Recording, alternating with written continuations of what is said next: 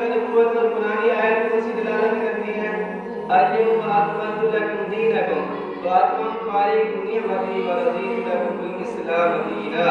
اس کے ضمن میں ابن کثیر رحمۃ اللہ علیہ کہتے ہیں کہ ھذا اکبر من نعم اللہ علی ہذہ الامہ، اس امت پر اللہ تعالیٰ کی طرف سے بہت بڑی نعمت ہے۔ یہ جو آیت مبارکہ ہے حجۃ الوداع کے موقع پر اتری ہے اور 81 99 میں اللہ کے نبی کا انتقال ہوا ہے۔ اس آیت کے بعد اور آیت اتری ہیں لیکن کوئی ایسی آیت نہیں اتری کہ اس آیت کے اترنے کے بعد کوئی ایسی آیت نہیں ہے جس میں شہید ہونے کی مسئلہ ہو یا عقیدے کے دوروں کے مسئلہ ہو، مسئلے والی آیت اتری فضائل والی ضرور آئی ہیں۔ اس کے بعد کوئی عقیدے والی ایسی چیزیں آیتیں کوئی نہیں اتری ہیں۔ تو اس آیت میں اللہ تعالیٰ نے کیا فرمایا الیوم اکملت لکم دینکم۔ اگر علماء ہوتے اس بات کو سمجھتے جو نحوی کہتا ہے تو آیت یوں ہونی چاہیے تھی اکملت دینکم الیوم لکم، کیسے؟ لیکن الیوم کو میں سے یہ مفعول فی ہے، یہ آخر میں ہوتا ہے اور لام اس سے بھی پیچھے ہوتی ہے، دینکم اس سے پیچھے ہوتا ہے، دینکم اکملت پہلے آتا ہے۔ اللہ تعالیٰ الیوم پہلے لے کر آئے ہیں۔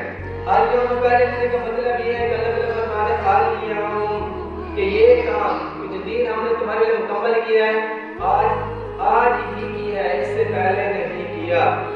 الیوم اکملت لکم، اور کس کے لیے کیا ہے؟ لکم، تمہارے لیے کیا ہے، کسی اور کے لیے نہیں کیا ہے۔ تو میرے دوستو یہ آیت آ گئی آپ صلی اللہ علیہ وسلم کے آخری نبی ہونے پر۔ اب آگے چلیں قرآن کریم میں اللہ تعالیٰ نے بہت جگہ فرمایا ہے اور انبیاء کے متعلق کہ ہم نے فلاں نبی کو فلاں قوم کی طرف بھیجا، فلاں نبی کو فلاں علاقے میں بھیجا۔ اور جب اللہ کے نبی کے بارے تو اللہ کے نبی کے بارے میں اللہ تعالیٰ کیا ارشاد فرماتے ہیں؟ سنیں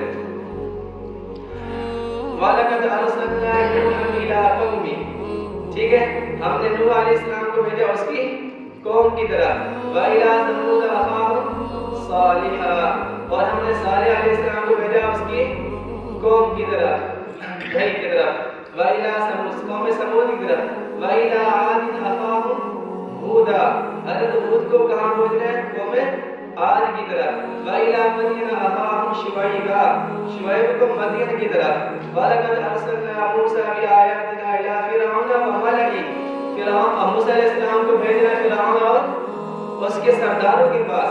جب امام الانبیاء حضرت محمد مصطفیٰ صلی اللہ علیہ وسلم کی باری آتی ہے تو اللہ تعالیٰ طرز کلام کو بدلتے ہیں اور کیا فرماتے ہیں؟ وَمَا أَرْسَلْنَاكَ إِلَّا كَافَّةً لِلنَّاسِ وَمَا أَرْسَلْنَاكَ إِلَّا رَحْمَةً لِلْعَالَمِينَ قُلْ يَا أَيُّهَا النَّاسُ إِنِّي رَسُولُ اللَّهِ إِلَيْكُمْ جَمِيعًا۔